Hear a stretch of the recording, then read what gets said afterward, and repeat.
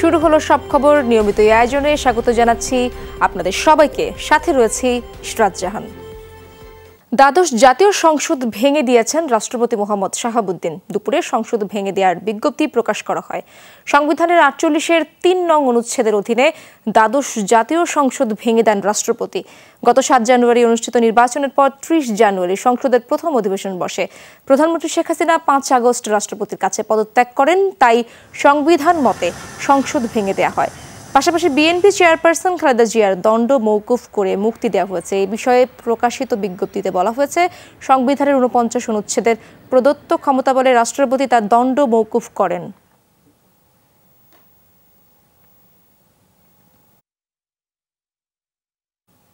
সংসদ বিলুপ্তিকে স্বাগত জানিয়েছে বৈষম্য বিরোধী ছাত্র আন্দোলন।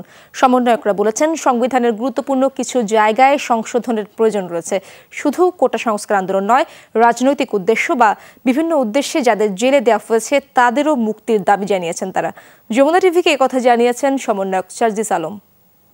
আমাদের দেশের ভিতরে কিংবা বাইরে এমন অনেকেই রয়েছে যারা এটি নিয়ে আসলে চক্রান্ত করার চেষ্টা করছে, যে অপশক্তিগুলো আমরা তো সেটিকে কোনোভাবে প্রশ্রয় দিতে পারি না।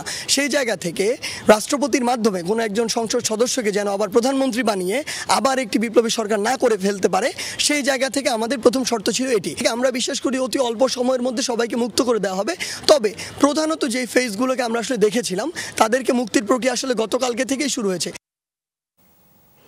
অন্তর্বর্তীকালীন সরকারের রূপরেখা সহ বিভিন্ন বিষয়ে ঢাকা বিশ্ববিদ্যালয়ে আলোচনায় বসেছেন বৈষম্য বিরোধী ছাত্র আন্দোলনের সমন্বয়করা।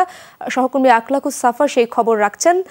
সাফা, সমন্বয়কদের বৈঠকের বিষয়ে বিস্তারিত কি তথ্য রয়েছে, তারা কি বলছেন এবং কি বলতে পারেন জানান আমাদেরকে বিস্তারিত।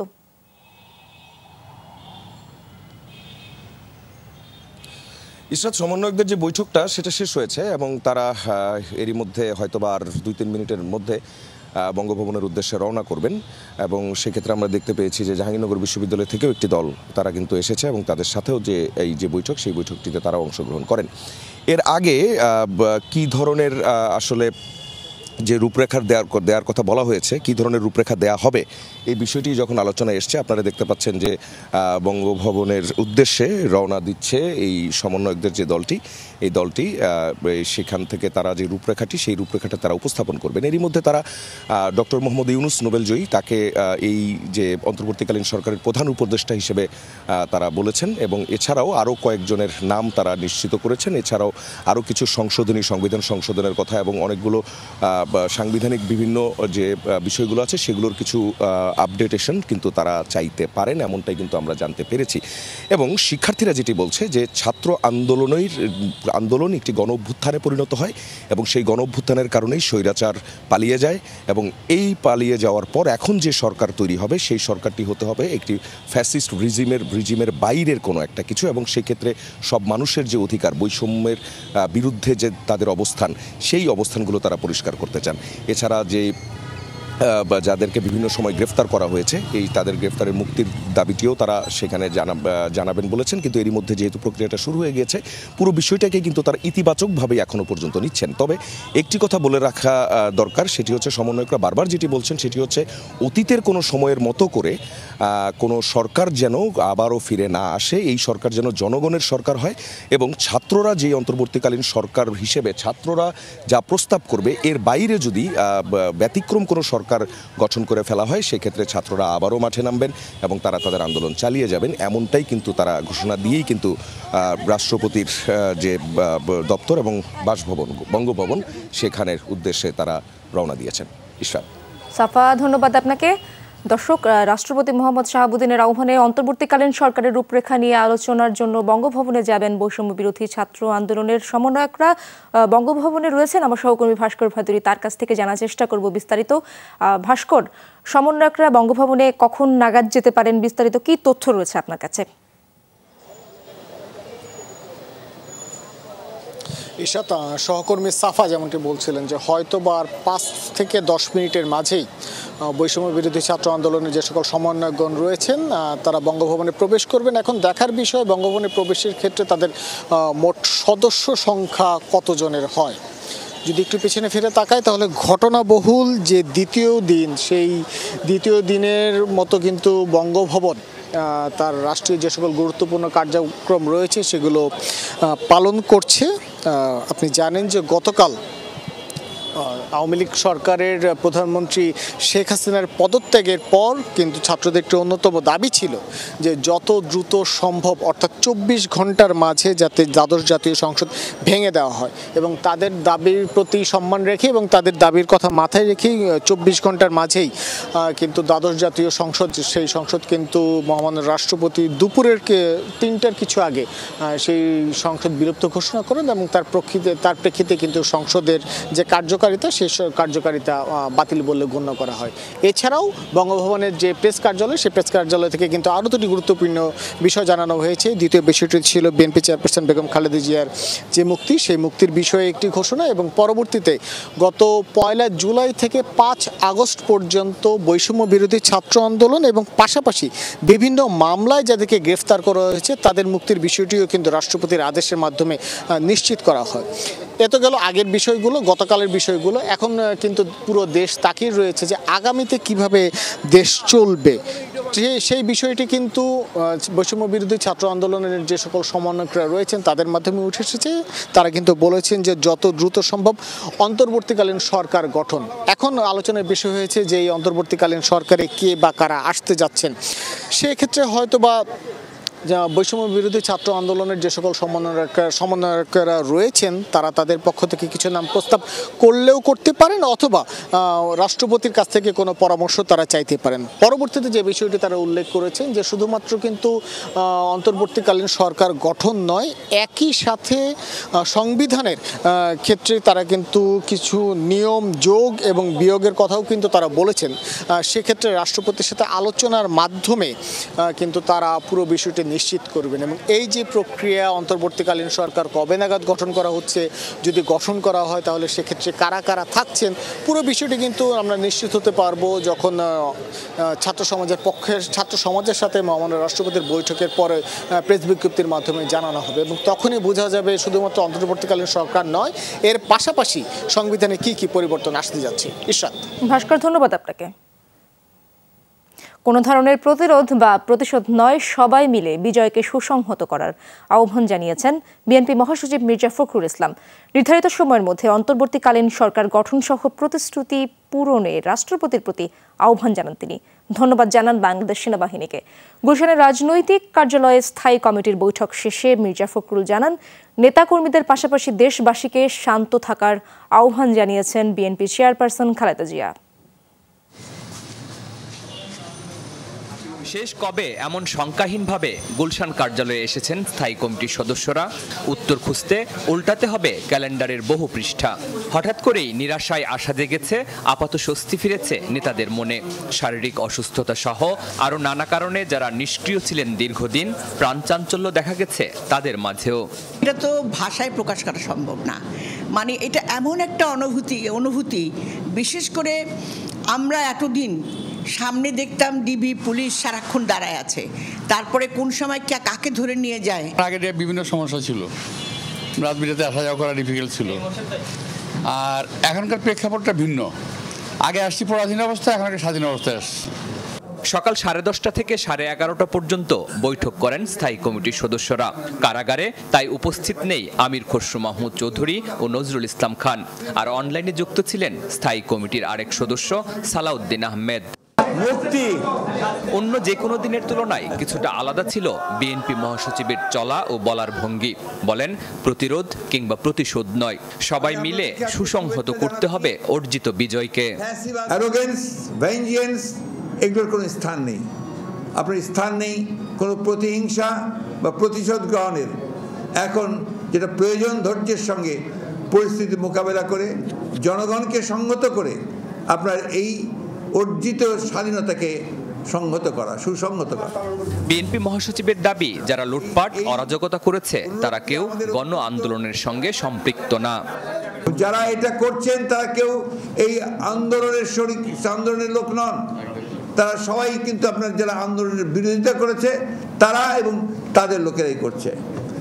এই বিষয়গুলো আমাদেরকে একটু মনে রাখতে হবে। সেই সঙ্গে আমাদের দলের সকল নেতা কর্মীদেরকে আমি অনুরোধ করব যে তারা এই ব্যাপারে অত্যন্ত দৃঢ়তার সঙ্গে এদের বিরুদ্ধে প্রতিরোধ করে তুলে সমস্তকে একটা ঠান্ডা অবস্থায় তৈরি নিয়ে আসা করার জন্য যে ব্যবস্থা করেন।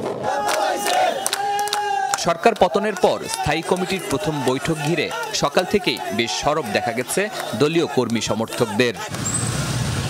বেশ কয়েক বছর পর সশরীরে উপস্থিত হয়ে গুলশানের এই কার্যালয়ে বৈঠক করেছেন বিএনপির স্থায়ী কমিটির সদস্যরা। বৈঠকে ছাত্র জনতার গণ অভ্যুত্থান পরবর্তী যে রাজনৈতিক পরিস্থিতি তা নিয়ে বিশদ আলোচনা হয়েছে।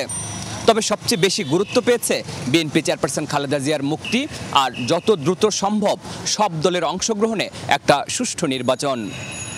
শরীফুল ইসলাম খান, যমুনা নিউজ, ঢাকা। বাংলাদেশ সেনাবাহিনীর শীর্ষ পদে রদবদল হয়েছে। মেজর জেনারেল জিয়াউল আহসানকে চাকরি হতে অব্যাহতি দেওয়া হয়েছে। লেফটেন্যান্ট জেনারেল মোহাম্মদ সাইফুল আলমের চাকরি পররাষ্ট্র মন্ত্রণালয়ে ন্যস্ত করা হয়েছে।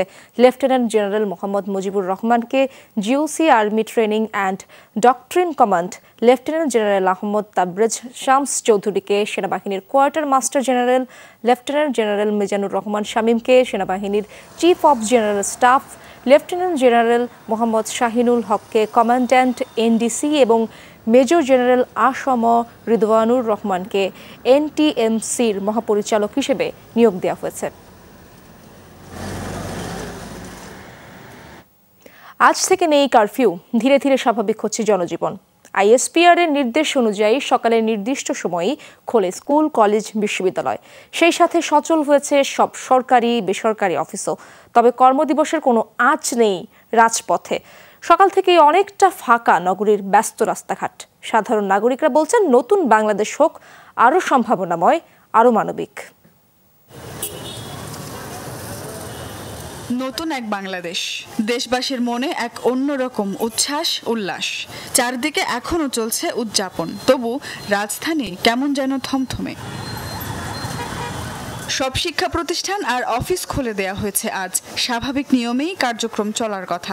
তবে শিক্ষা প্রতিষ্ঠানগুলোই নেই ছাত্রছাত্রীদের উপস্থিতি। কাজে যোগ দেয়া শিক্ষকরা বলছেন পাঠদানের জন্য প্রস্তুত আছে শিক্ষাঙ্গন।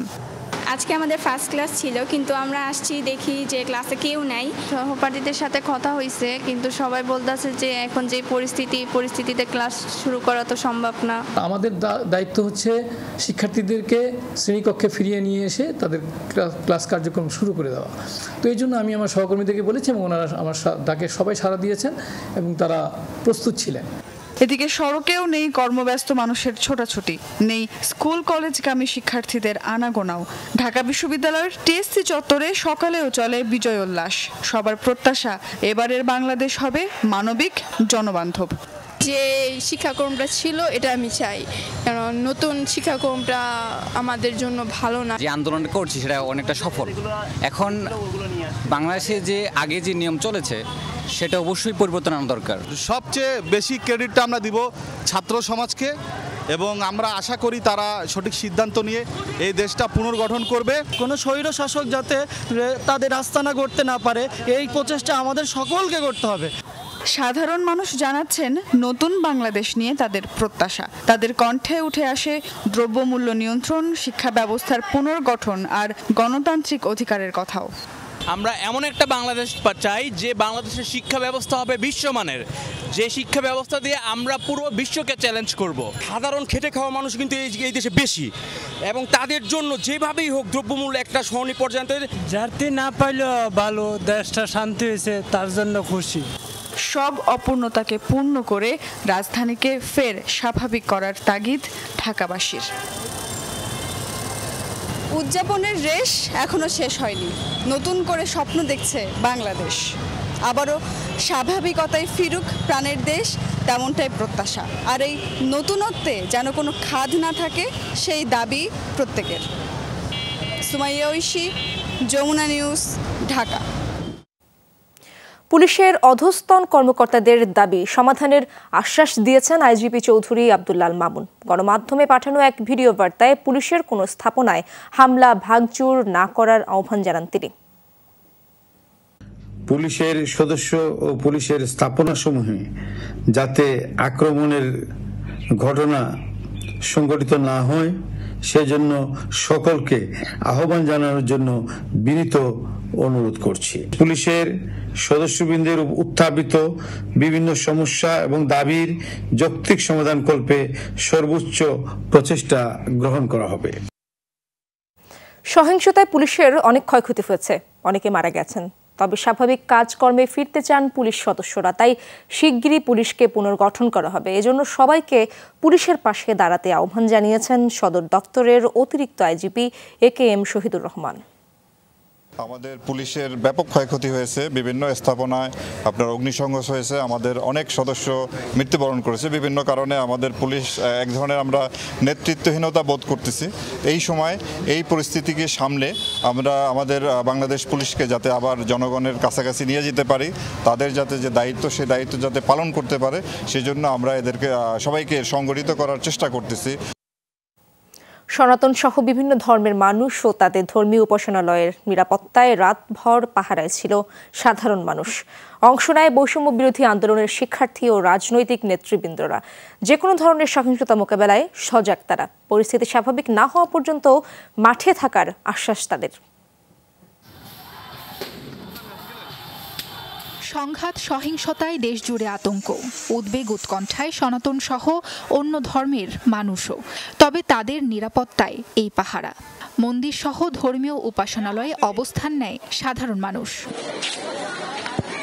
চট্টগ্রামের মহাজনঘাটা মন্দির ও হিন্দুপাড়ায় অবস্থান নেয় সাধারণ মানুষ। তাদেরকে আশ্বস্ত করেন স্থানীয়রা সহ বিভিন্ন রাজনৈতিক দলের নেতাকর্মীরা। একই চিত্র জেলার প্রায় সব মন্দির ও ধর্মীয় উপাসনালয়ে। জন্ম থেকে কোনোদিন মুসলিম আমাদের বিরোধ হয়নি, বোধহয় আশা করি হবেও না। সবাইকে আমরা ভালো করে নিষেধ করে দিয়েছি যেন তাদের গায়ে টুকাশো না লাগে। আর আমরা এখন থেকে সবসময় এখানে আসবো, তাদেরকে ঠিকমতো খেয়াল রাখবো। সনাতনী ভাইদের পাশে সবসময় ছিলাম, আছি এবং আগামীতেও থাকবো যতদিন না পর্যন্ত এই সংকট কাটছে। শিক্ষার্থী, মসজিদের ইমাম সহ বিভিন্ন ইসলামী সংগঠনের নেতৃবৃন্দরা রাত থেকেই পাহারা বসায় কুমিল্লার ধর্মীয় উপাসনালয়গুলোতে। রাজেশ্বরী, কাত্যায়নী কালীবাড়ি, রাম মন্দির সহ বিভিন্ন গির্জা ও উপাসনালয়ে অবস্থান নেয় তারা। গতকালকে অনেক জায়গায় অনেক কিছু হয়েছে, কিন্তু আমাদের এখানে মাদ্রাসার শিক্ষক এবং ছাত্র তারা 4 জন অতন্ত্র প্রহরী হিসেবে সারা রাত্র আমাদের সাথে ছিল। যা কিছু আছে আপনাদের সবগুলা নির্বিঘ্নে পালন করুন। আপনাদের এখানে বাধা দেওয়ার জন্য বা আপনাদের ধর্মের কাজে ব্যাঘাত সৃষ্টি করার জন্য কেউ আগেও আসেনি এবং ভবিষ্যতেও আসবে না। হবিগঞ্জে কেন্দ্রীয় কালীবাড়ি, রামকৃষ্ণ মিশন, মহাপ্রভু আখড়া সহ বিভিন্ন মন্দিরে ছিল রাতভর পাহারা। পাশাপাশি হিন্দু অধ্যুষিত এলাকায় নিরাপত্তা দিতে ছিল বৈষম্য বিরোধী ছাত্র আন্দোলনের শিক্ষার্থী সহ বিভিন্ন রাজনৈতিক দল, মাদ্রাসা শিক্ষার্থী এবং সাধারণ মানুষ। গতকালকে রাত্রে আমাদের মন্দিরের, আমাদের এলাকার হিন্দু মুসলিম ভাইয়েরা সবাই মিলে আমাদের প্রতিষ্ঠান রক্ষা করার জন্য সারা রাত পাহারা দিছে। সাধারণ মানুষের এমন অবস্থানে সাধুবাদ জানিয়েছে হিন্দু, বৌদ্ধ, খ্রিস্টান ঐক্য পরিষদ। তৃতীয় কোনো পক্ষ যেন ক্ষয়ক্ষতি করতে না পারে সে ব্যাপারেও সতর্ক থাকার আহ্বান জানানো হয়। প্রত্যেকটা মন্দিরে আমাদের লোক পাহারা ছিল, তবে ওই রকম কোনো ঘটনা ঘটে নাই। আমাদের অভয়াশ্রম আমরা পাহারা দিছি, এখানে কিছু ঘটে নাই। তবে ঘটার সম্ভাবনা আছে, কারণ দুর্বৃত্ত আছে, মানুষ আছে যারা মনে করে যে থার্ড পার্টি, তারা গেইন নিতে পারে। তারা আওয়ামী লীগ, বিএনপি কোনো কিছুই না, বৈষম্য বিরোধী, বৈষম্য পক্ষেরও লোক না, তারা লুণ্ঠনকারী। পরিস্থিতি স্বাভাবিক না হওয়া পর্যন্ত সনাতন ধর্মের মানুষদের নিরাপত্তা নিশ্চিত করা হবে বলেও আশ্বস্ত করেন বৈষম্য বিরোধী ছাত্র আন্দোলনের শিক্ষার্থী সহ সাধারণ মানুষ। সাবরিনা লিজা, যমুনা নিউজ। জাতীয় সংসদ ভবনের সামনে চলছে ছাত্রছাত্রীদের পরিষ্কার পরিচ্ছন্নতা কাজ। সহকর্মী আরিফুর রহমান সবুজ সেখানে রয়েছেন, আমরা সরাসরি সেখানে যেতে চাই। সবুজ, ছাত্রছাত্রীরা কি বলছেন এবং কার্যক্রম কতক্ষণ নাগাদ চলবে?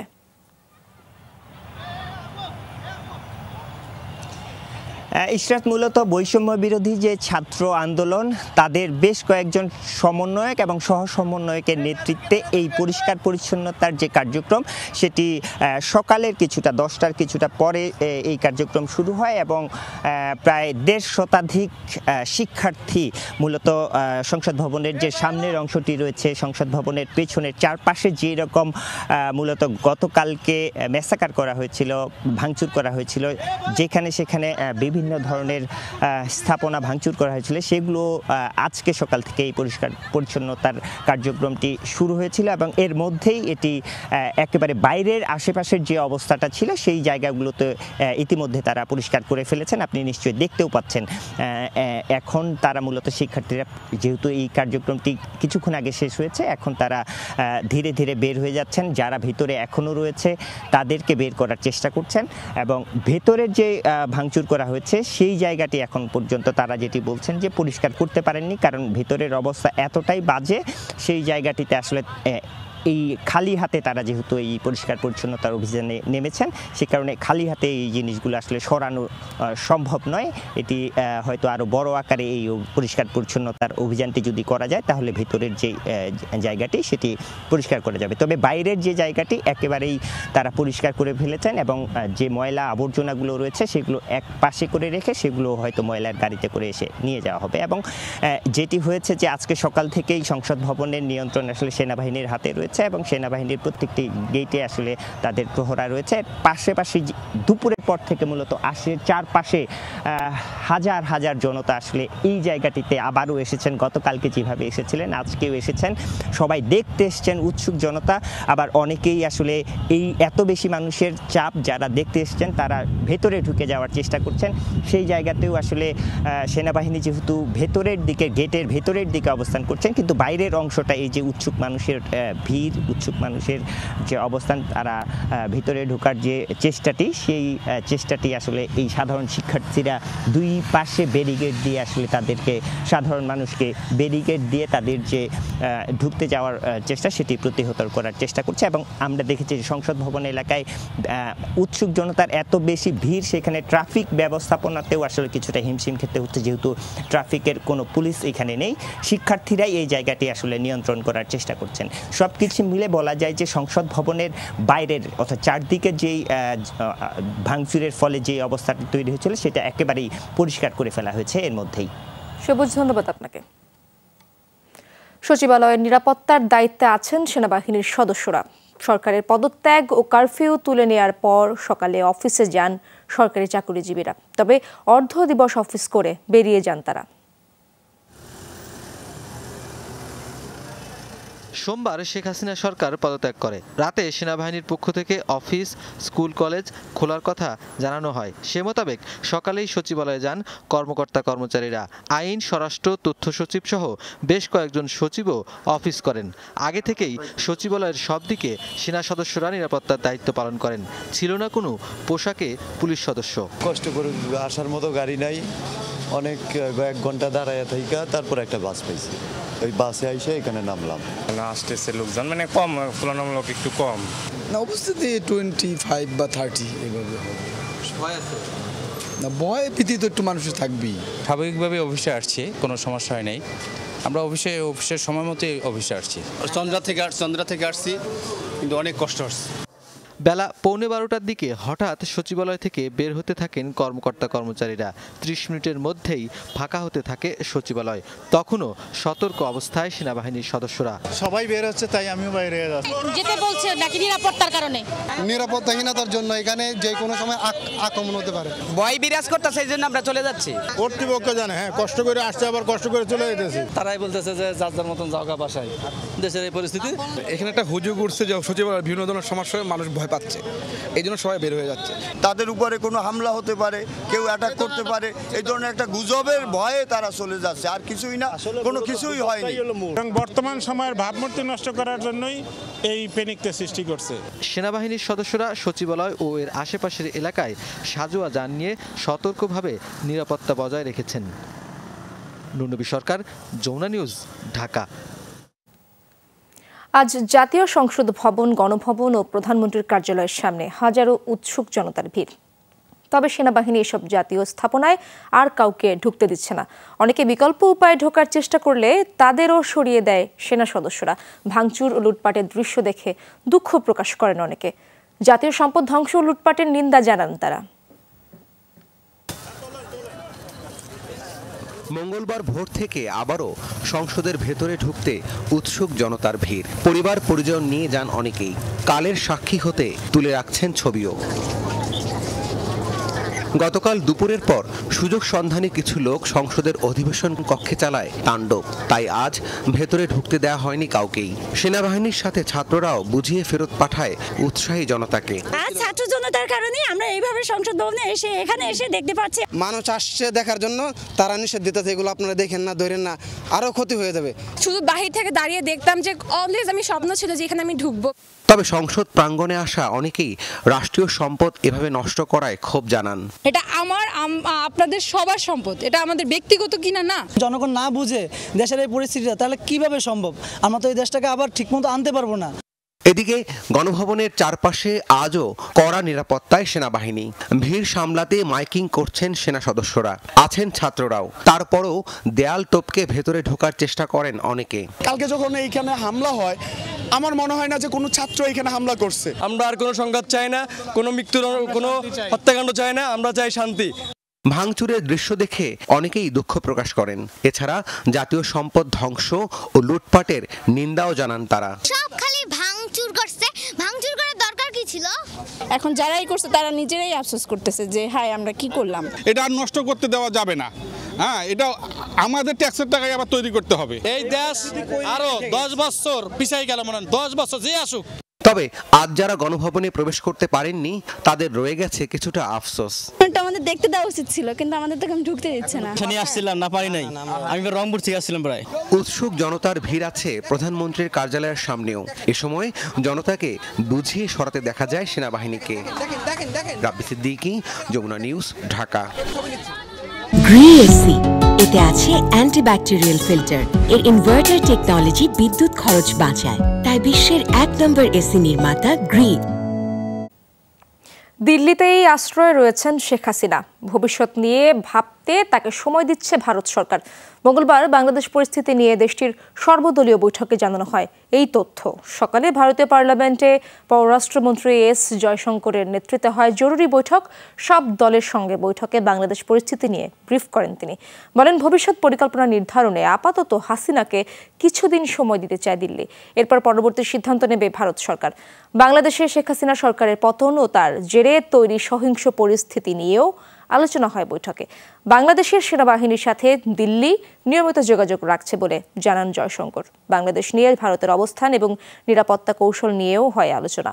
বৈঠকে আরও উপস্থিত ছিলেন স্বরাষ্ট্রমন্ত্রী অমিত শাহ, প্রতিরক্ষামন্ত্রী রাজনাথ সিং, বিরোধী নেতা রাহুল গান্ধী সহ বিভিন্ন দলের নেতৃবৃন্দ।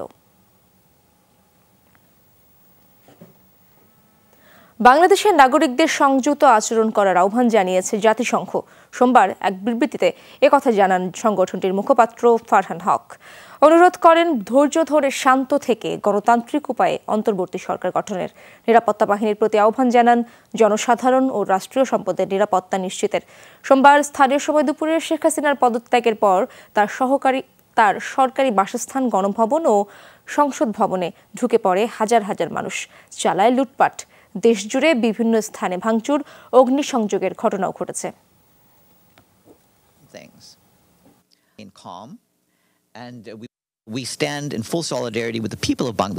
বাংলাদেশের বর্তমান পরিস্থিতি নিবিড়ভাবে পর্যবেক্ষণ করা হচ্ছে। সব পক্ষকে শান্ত হওয়ার এবং সংযত আচরণের আহ্বান জানাচ্ছে জাতিসংঘ। এখনো যারা রাজপথে রয়েছেন তাদের ও রাষ্ট্রীয় সম্পদের নিরাপত্তা নিশ্চিতে দেশটির নিরাপত্তা বাহিনীকে প্রয়োজনীয় পদক্ষেপ নেয়ার অনুরোধ করছে। মানবাধিকার যাতে লঙ্ঘন না হয় সেদিকে বিশেষ মনোযোগ দিতে হবে। রাষ্ট্রপতি মোহাম্মদ শাহাবুদ্দিনের আহ্বানে অন্তর্বর্তীকালীন সরকারের রূপরেখা নিয়ে আলোচনার জন্য বঙ্গভবনে গেছেন বৈষম্য বিরোধী ছাত্র আন্দোলনের সমন্বয়করা। বঙ্গভবনে রয়েছেন আমার সহকর্মী ভাস্কর ভাদুরী। সরাসরি তার কাছে যাওয়ার চেষ্টা করব। ভাস্কর, সমন্বয়করা কারা কারা বঙ্গভবনে গিয়েছেন, কিছু জানতে পেরেছেন কিনা, বা বৈঠক কখন শুরু হতে পারে?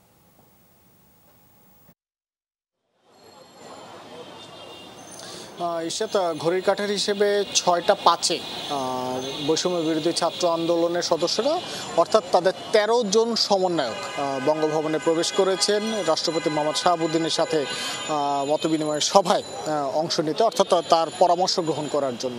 সেক্ষেত্রে তাদের শিক্ষার্থীদের এই 13 জনের পাশাপাশি ঢাকা বিশ্ববিদ্যালয়ের 2 শিক্ষকের নাম আমরা হাতে পেয়েছি, যাদের মাঝে প্রথম রয়েছেন ঢাকা বিশ্ববিদ্যালয়ের অধ্যাপক ডক্টর আসিফ নজরুল এবং একই সাথে রয়েছে অধ্যাপক তানজিম উদ্দিন। এবং এই যে বৈঠক, সে বৈঠকটি কিন্তু হতে যাচ্ছে বর্তমান সময় থেকে দেশ কিভাবে চলবে।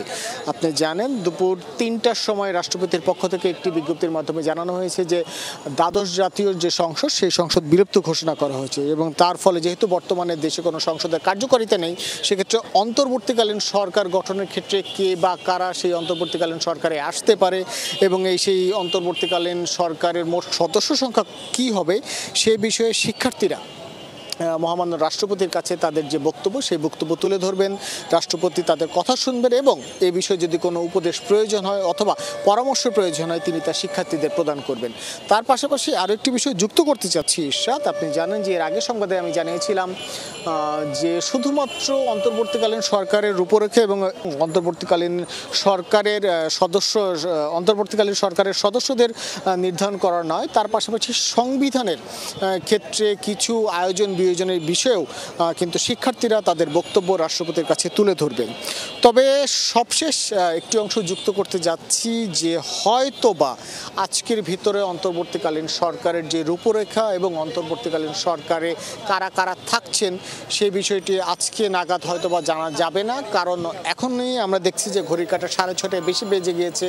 এই বৈঠক কতক্ষণ চলবে এবং সেই বৈঠকে যাদের যাদের নাম উঠে আসবে তা আলোচনা পরবর্তীতে মন্ত্রিপরিষদে পাঠানো হবে এবং সেখান থেকে তাদেরকে ফোন করে জানানো এবং অন্যান্য যে ধরনের আনুষ্ঠানিকতা রয়েছে সে সকল কিছু শেষ করে হয়তোবা আজকে সেই আনুষ্ঠানিক বিষয়টি সম্পন্ন হবে না। খুব সম্ভবত আগামীকাল দুপুরের পর এই বিষয়ে শতভাগ নিশ্চিত হতে পারবেন দেশবাসী যে অন্তর্বর্তীকালীন সরকারের রূপরেখা কি হতে যাচ্ছে এবং সেই অন্তর্বর্তীকালীন সরকারে কে কে থাকছেন। ধন্যবাদ আপনাকে। সংকটকালীন পরিস্থিতি নিয়ন্ত্রণে 3 মাস নয়, অন্তর্বর্তীকালীন সরকারকে আরও সময় দেওয়ার পক্ষে বিশিষ্টজনেরা বলছেন এবার রাষ্ট্র সংস্কারে জোর দিতে হবে। আইন, বিচার ও প্রশাসন সংস্কারে আরও দ্রুত পুলিশ ও প্রশাসনের শীর্ষ পদে রদবদল করতে হবে। নির্বাচনকালীন সরকার ব্যবস্থা ফিরিয়ে আনার পক্ষেও মত দিয়েছেন বিশিষ্টজনেরা। তা না হলে আবারও পূর্বের অবস্থায় ফিরে যাওয়ার শঙ্কা তাদের। আলমগীর স্বপনের রিপোর্টে বিস্তারিত। একদিকে ছাত্র জনতার গণ অভ্যুত্থানে নতুন বাংলাদেশ, অন্যদিকে এর সুযোগ নিয়ে কিছু মানুষের ভাঙচুর ও লুটপাটের ঘটনা। এই পরিস্থিতি নিয়ন্ত্রণে পুলিশ ও প্রশাসনের শীর্ষ পদে দ্রুত রদবদল করার পরামর্শ বিশিষ্টজনদের। আইনশৃঙ্খলা রক্ষাকারী বাহিনী ভেঙে গিয়েছে, সাধারণ সিপাহীরা বেকায়দায় পড়েছে, তারা অনেক ক্ষেত্রে নিগ্রহের শিকার হচ্ছে। তো এটার অবসান হওয়া দরকার, ওখানে নিয়োগ দেওয়া দরকার, উচ্চ পদে কিছু নিয়োগ দিয়ে যাতে এই বাহিনীকে পুনর্গঠন করা দরকার। একই সাথে সেনাবাহিনী তাদের সহায়তায় তাদের পাশে থাকা দরকার। কিছু শীর্ষস্থানীয় বা যাদের বিরুদ্ধে অনেক অভিযোগ আছে ওরকম কিছু পুলিশকে বরখাস্ত করলে, খুব দ্রুততার সাথে বরখাস্ত করলে হয়তো জনগণের কিছু পুলিশের উপরে আস্থা ফিরে আসবে। যে স্বপ্ন নিয়ে ছাত্ররা আন্দোলন করেছে, রাষ্ট্র সংস্কারের সেই লক্ষ্য অর্জনে আইন, বিচার ও প্রশাসন সংস্কারের উপর জোর দিয়েছেন তারা। সেজন্য অন্তর্বর্তীকালীন সরকারকে সময় দেওয়ার পক্ষে যুক্তি তাদের। বিচারপতি নিয়োগের সংস্কার করতে হবে, নির্বাচন কমিশন নিয়োগের সংস্কার করতে হবে, মানে কিছু যারা একেবারে দলীয় বিবেচনায় বিভিন্ন পদে এসছে তাদেরকে বাদ দিতে হবে। আর অনেক কিছু, অর্থনীতির অবস্থাও খুব ভঙ্গুর, এইগুলি কিছু কাজ করে এই জঞ্জাল সরাতে 3-6 মাসে সম্ভব হবে বলে মনে হয় না। আর এখন 3 মাসের মধ্যে নির্বাচন করলে যদি আবার একচেটিয়া পার্লামেন্ট হয় তাহলে কিন্তু আমরা ওই পূর্বের অবস্থায় ফিরে আসবো। 3 মাসের মধ্যে নির্বাচন চাচ্ছে, এটা তো একটা অবাস্তব, একটা অবান্তর দাবি। তো এটা আমাদের রাজনৈতিক দলগুলোকে আমার মনে হয় ধৈর্যশীল হতে হবে, রাজনৈতিক দলগুলোকে দায়িত্বশীল হতে হবে এবং এর লক্ষ্য হচ্ছে যাতে এই যে অভ্যুত্থান হলো এর ফসল যেন সাধারণ মানুষের ঘরে উঠে। নির্বাচনকালীন সরকারের সুরাহাও চান তারা, দিয়েছেন আগের মতো তত্ত্বাবধায়ক সরকারে ফিরে যাওয়া অথবা নির্বাচনকালীন সরকারের ফর্মুলা। আমাদের তো সরকার বদলেই হলো, ক্ষমতার বদলে হলো সবচেয়ে বড় সমস্যা, যে যার মাধ্যমে তত্ত্বাবধায়ক সরকার আমাদের সংবিধানে অন্তর্ভুক্ত হলো এবং ক্ষমতার সৃষ্টি হয়েছিল শান্তিপূর্ণভাবে ক্ষমতা রদবদলের। কিন্তু এটা তো বিএনপি এটা নিয়ে খেলা করার চেষ্টা করেছে, আওয়ামী লীগ এটাকে সম্পূর্ণ অসাংবিধানিকভাবে বাতিল করেছে। নির্বাচনকালীন একটা নির্দলীয় নিরপেক্ষ সরকার, এটা যেভাবে করা হোক সেটা মানে ফর্মুলাটা হয়তো পরে, কিন্তু নীতিগতভাবে আমাদের এই সিদ্ধান্তে আসতে হবে। আবারও স্বৈরাচারী ব্যবস্থা যাতে কায়েম না হয় এজন্য বিশিষ্টজনরা রাজনৈতিক সেটেলমেন্টের উপর জোর দিয়েছেন। আলমগীর স্বপন, যমুনা নিউজ, ঢাকা। যত দ্রুত সম্ভব অন্তর্বর্তীকালীন সরকার গঠন করার তাগিদ দিয়েছেন সাবেক নির্বাচন কমিশনার ডক্টর সাখাওয়াত হোসেন। পাশাপাশি সব ধরনের ভাঙচুর, স্থাপনা ধ্বংস, সংখ্যালঘু সহ মানুষের ওপর আক্রমণ দ্রুত বন্ধ করতে রাষ্ট্রপতিকে জরুরি উদ্যোগ নেয়ার তাগিদ দিয়েছেন তিনি। এসব বন্ধ করতে না পারলে দেশ নতুন সংকটে পড়তে পারে বলেও শঙ্কা প্রকাশ করেন অবসরপ্রাপ্ত brigadier general Sakhawat Hossain. Immediately একটা গভর্নমেন্ট ফর্ম করা উচিত। সেনাপ্রধানের উচিত হবে এখন অর্ডার দেওয়া যে এগুলো সেনাবাহিনী প্রোটেক্ট করবে, কারণ ওয়ার্নিং দিয়ে, পার্টিকুলার ওয়ার্নিং দিয়ে তো ফায়ার আর্ম ইউজ করা উচিত আমি মনে করি। আদারওয়াইজ উনি এটা ঠেকাতে পারবেন না। বিশেষ করে মাইনরিটির উপরে অ্যাটাক, ভ্যান্ডালিজম কালকে হয়ে গেছে বাট ইট ক্যানট কন্টিনিউ। পুলিশের সাথে ওনার যোগাযোগ করা এবং পুলিশকে সাহস দেওয়া, পুলিশকে বলা কে দোষী না এগুলো পরে দেখা যাবে। বাট এখন যে মোরাল ভেঙে গেছে পুলিশের, সেই মোরাল আপ করার কাজটা হবে সেনাবাহিনীর, সেনা প্রধানের। বিতর্কিত ও সুবিধাবাদী কোনো ব্যক্তি যেন অন্তর্বর্তীকালীন সরকারে থাকতে না পারে এবং সরকার গঠনের পর দ্রুত, সুষ্ঠু ও নিরপেক্ষ জাতীয় নির্বাচনের দাবি জানিয়েছেন বাংলাদেশ সম্মিলিত পেশাজীবী পরিষদের নেতারা। দুপুরে ঢাকা রিপোর্টার্স ইউনিটি ডিআরইউতে মানবিক বাংলাদেশ গড়তে করণীয় শীর্ষক আলোচনা সভায় এই দাবি জানান তারা। বিএনপির ভাইস চেয়ারম্যান জেড.এম. জাহিদ বলেন, অন্তর্বর্তীকালীন সরকার গঠনে জন আকাঙ্ক্ষা এড়িয়ে যাওয়া যাবে না। ঢাকা বিশ্ববিদ্যালয়ের সাদা দলের আহ্বায়ক অধ্যাপক লুৎফর রহমান বলেন, রাজনৈতিক দলগুলোকে বর্তমান প্রজন্মের ভাষা বুঝতে হবে। মানবিক ও গণতান্ত্রিক দেশ গড়তে রাজনৈতিক দলগুলোকে ভূমিকা রাখতে হবে। পুলিশ সংখ্যালঘুদের উপর হামলা বন্ধের আহ্বানও জানান নেতারা। ঘোষণা হয়েছে উনি নির্বাচিত হয়েছেন। ছাত্র জনতার যে প্রত্যাশা, সেই প্রত্যাশা পূরণে রাজনৈতিক দলগুলো তাদের সব জায়গা থেকে ভূমিকা রাখবে। যে সরকারটা গঠিত হতে যাচ্ছে সেই সরকারটার প্রতি আমাদের একটা নজর রাখতে হবে যে এই সরকারের মধ্যে এমন কোনো লোক, এমন কোনো ব্যক্তিত্ব যেন ইনক্লুডেড না হয় যারা এই গত 15 বছর ধরে এই স্বৈরাচারী সরকারকে ধরে রাখতে সাহায্য করেছে। নির্দলীয়, নিরপেক্ষ এবং ইনক্লুসিভ একটি জাতীয় নির্বাচনের মাধ্যমে জনগণকে সুযোগ দিতে হবে। রাজধানীর বাড্ডা এলাকায় এক হোটেল কর্মচারীর মরদেহ নিয়ে বিক্ষোভ করেছে সাধারণ মানুষ। সকালে বাড্ডা থানার পাশের ময়লা ড্রেন থেকে উদ্ধার করা হয় মরদেহটি। নিহতের নাম মোহাম্মদ সোহেল রানা। গ্রামের বাড়ি ময়মনসিংহ বলে জানায় পরিবার। নিহতের পরিবার জানায়, আন্দোলনের কারণে 4 দিন ঘরবন্দি থাকায় কিছু রোজগারের আশায় রিকশা নিয়ে বের হন তিনি।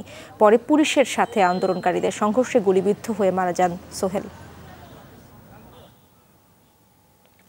ঢাকার দোহারে বীর মুক্তিযোদ্ধা নুরুল ইসলাম ফাউন্ডেশনের উদ্যোগে ত্রাণ বিতরণ করা হয়েছে। শনিবার নারিশা এলাকায় চলে কার্যক্রম। সহস্রাধিক পরিবারের মাঝে বিতরণ করা হয় শাড়ি, প্যান্ট, শার্ট, চাল, ডাল, তেল সহ নিত্য প্রয়োজনীয় সামগ্রী। ত্রাণ সহায়তা পেয়ে নুরুল ইসলাম ফাউন্ডেশনের প্রতি কৃতজ্ঞতা জানান তারা। পাশাপাশি দোহার ও নবাবগঞ্জের হতদরিদ্র এবং এতিমদের মাঝেও খাবার বিতরণ করা হয়। এ সময় ফাউন্ডেশনের পক্ষে উপস্থিত ছিলেন মাওলানা তোফায়েল গাজী ও জাতীয় পার্টির নেতাকর্মী সহ স্থানীয় গণ্যমান্য ব্যক্তিরা। তারা জানান, সুনামগঞ্জ থেকে শুরু হওয়া এই ত্রাণ কার্যক্রম সারা দেশেই পরিচালিত হবে। আর্থিক সহায়তা দিয়েছে হুর কৌচাল লিমিটেড, কোয়ালিটি ফুড এবং বি ওয়াটার। আর এই ছিল আজকের সব খবরের আয়োজনে। এতক্ষণ সাথে থাকার জন্য ধন্যবাদ সবাইকে।